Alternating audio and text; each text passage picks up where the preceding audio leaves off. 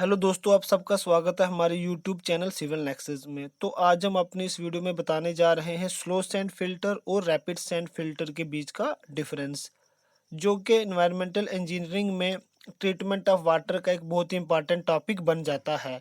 तो दोस्तों, ये वीडियो आपको एकेडमिक्स पॉइंट ऑफ व्यू से भी बहुत ज़्यादा इंपॉर्टेंट रहने वाली है और ख़ासकर कम्पिटिटिव पॉइंट ऑफ व्यू से तो बहुत ही ज़्यादा इंपॉर्टेंट रहने वाली है, क्योंकि कम्पिटिटिव एग्ज़ाम में आपको सीधा सीधा यहाँ से एमसीक्यूज़ पूछे जाते हैं।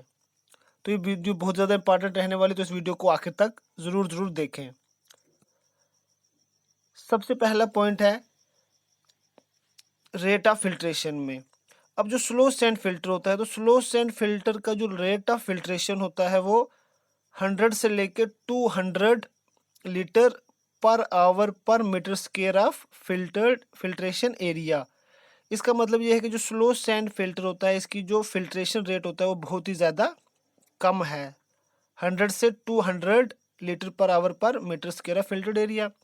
और वहीं है, जब हम रैपिड सैंड फिल्टर की रेट ऑफ फिल्ट्रेशन की बात करते हैं, तो यहाँ पर जो रेट ऑफ फिल्ट्रेशन है वो 3000 से लेकर 6000 litre per hour per metre square of filtered area आता है।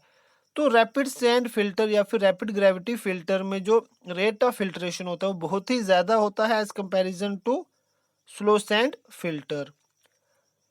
अब हमारा जो दूसरा पॉइंट है डिफरेंस का, वो है D10 ऑफ फिल्टर मीडियम, यानी कि जो इफेक्टिव साइज है फिल्टर मीडियम का, यानी कि जो हम सैंड यूज़ करते हैं एज फिल्टर मीडिया, तो उसका इफेक्टिव साइज क्या होगा। स्लो सैंड फिल्टर के केस में जो इफेक्टिव साइज है वो 0.2 से 0.4 mm के बीच रहने वाला है।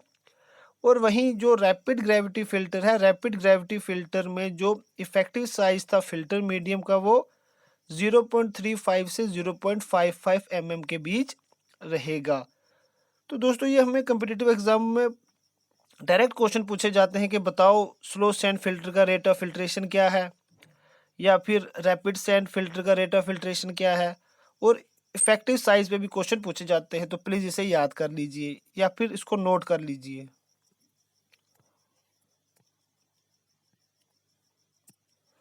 और अब हमारा थर्ड पॉइंट ऑफ डिफरेंस है यूनिफॉर्मिटी कॉफिशिएंट पे। यूनिफॉर्मिटी कॉफिशिएंट क्या होता है, D60/D10। तो स्लो सैंड फिल्टर में जो हमारा यूनिफॉर्मिटी कॉफिशिएंट होता है वो 1.8 से लेकर 2.5 या फिर 3 के बीच बीच रहता है। और वहीं पर जो रैपिड ग्रेविटी फिल्टर है, रैपिड ग्रेविटी फिल्टर में जो यूनिफॉर्मिटी कॉफिशिएंट है वो 1.3 से 1.7 के बीच बीच रहता है। और फोर्थ पॉइंट ऑफ डिफरेंस है एफिशिएंसी इन bacteria removal. Slow sand filter में जो बैक्टीरिया रिमूवल की एफिशिएंसी रहती है वो रहती है 97 टू 98%। और वहीं रैपिड सैंड फिल्टर में जो बैक्टीरिया रिमूवल एफिशिएंसी होती है वो 80 टू 90% के बीच रहती है। इसका मतलब है कि जो स्लो सैंड फिल्टर होता है, स्लो सैंड फिल्टर में बैक्टीरिया रिमूवल एफिशिएंसी बहुत ही ज़्यादा होती है। और अगर हम प्री क्लोरीनेटेड वाटर यूज़ करते हैं तो बैक्टीरिया रिमूवल की एफिशिएंसी 99.9% हो जाती है in case of slow sand filter.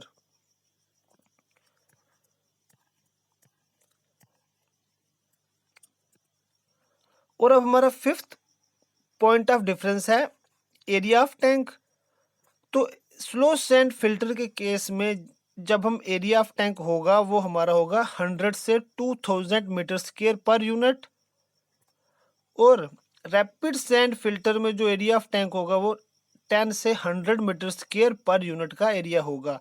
इसका मतलब ये है कि जो एरिया ऑफ टैंक होगा in slow sand filter is very large as compare to rapid sand filter. अब सिक्स पॉइंट ऑफ डिफरेंस है for cleaning of slow sand filter top layer is scraped. जब स्लो सैंड फिल्टर की जब cleaning की बात आएगी तो जो टॉप लेयर होगी वो हम उसको स्क्रैप करेंगे, तो उससे हम इसकी वॉशिंग करेंगे, यानी कि हम इसकी क्लीनिंग करेंगे। और वहीं जब रैपिड सैंड फिल्टर की बात आएगी तो रैपिड सैंड फिल्टर में हम बैक वॉशिंग से क्लीनिंग करेंगे रैपिड सैंड फिल्टर की। तो बैक वॉशिंग एक इम्पॉर्टेंट प्रोसेस आ जाता है रैपिड सैंड फिल्टर में। तो हमें कॉम्पिटिटिव एग्जाम में पूछा जाता है कि रैपिड सैंड फिल्टर को किस तरह से क्लीन किया जाता है। तो आपको एक ऑप्शन बैक वॉशिंग का भी मिलेगा, तो इसको नोट कर लीजिए प्लीज। अब सेवंथ पॉइंट ऑफ डिफरेंस है, in case of washing 0.2 to 0.6% of filtered water is used in case of slow sand filter. यानी कि स्लो सैंड फिल्टर में जब हम वॉशिंग करेंगे, पहले जब हमने टॉप लेयर को रिमूव कर दिया और फिर जब टॉप लेयर को रिमूव करने के बाद जो सैंड आएगी, जब उस सैंड की हम वॉशिंग करेंगे तो उसमें हम 0.2 to 0.6% फिल्टर्ड वाटर लेंगे। तो वहीं in case of rapid sand filter जब हम बैक वॉशिंग करेंगे 2 to 5% of filtered water is used for back washing.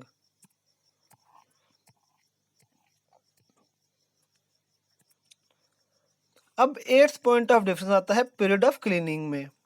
अब हमें पता है कि हमें स्लो सैंड फिल्टर को जब हम क्लीन करेंगे तो हमें टॉप लेयर को स्क्रैप करना पड़ेगा।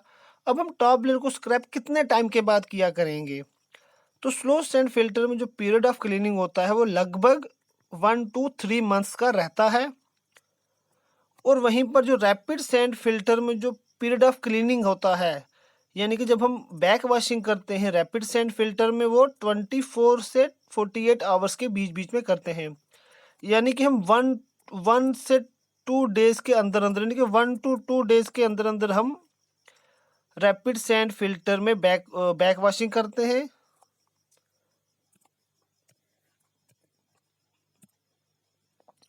और अब नाइन्थ पॉइंट है कि सूटेबिलिटी। अब जो स्लो सैंड फिल्टर होगा वो किन कंडीशंस में सूटेबल रहने वाला है।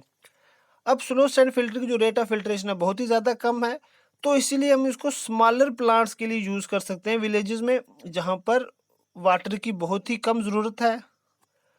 और वहीं पर जो रैपिड्स ग्रेविटी फिल्टर, जब उसका रेट ऑफ फिल्ट्रेशन बहुत ही ज़्यादा है, तो इसका मतलब ये बहुत ही ज़्यादा वाटर को ट्रीट कर सकते हैं हम इसमें। तो ये हम सिटीज़ और टाउन्स में यूज़ करेंगे जहाँ पर बहुत ही ज़्यादा क्वांटिटी ऑफ वाटर की ज़रूरत रहती है। अब 10th पॉइंट आ जाता है इंस्टॉलेशन कास्ट के ऊपर। तो जो स्लो सैंड फिल्टर होता है, स्लो सैंड फिल्टर की इंस्टॉलेशन कास्ट काफ़ी हाई रहती है। और वहीं पर जो रैपिड ग्रेविटी फिल्टर होता है इसकी इंस्टॉलेशन कास्ट बहुत कम रहती है। तो दोस्तों ये थे 10 main points of difference between slow sand filter and rapid sand filter. ये आपके एकेडमिक पॉइंट ऑफ व्यू से भी बहुत ही ज़्यादा इंपॉर्टेंट है और competitive exam point of view से ही तो सबसे ज़्यादा इंपॉर्टेंट है, क्योंकि कम्पिटिटिव एग्जाम में आपको डायरेक्ट एमसीक्यूज पूछे जाएंगे जो भी इन 10 पॉइंट्स के बीच में है। तो उम्मीद करता हूँ कि आपको ये वीडियो अच्छे से समझ आई होगी। और अगर आपको ये वीडियो ज़रा से भी फ़ायदेमंद लगती है तो प्लीज़ इस वीडियो को लाइक करें और इसी तरह की और वीडियोस को देखने के लिए हमारे यूट्यूब चैनल को सब्सक्राइब कर दें। आपका बहुत बहुत शुक्रिया इस वीडियो को आखिर तक देखने के लिए।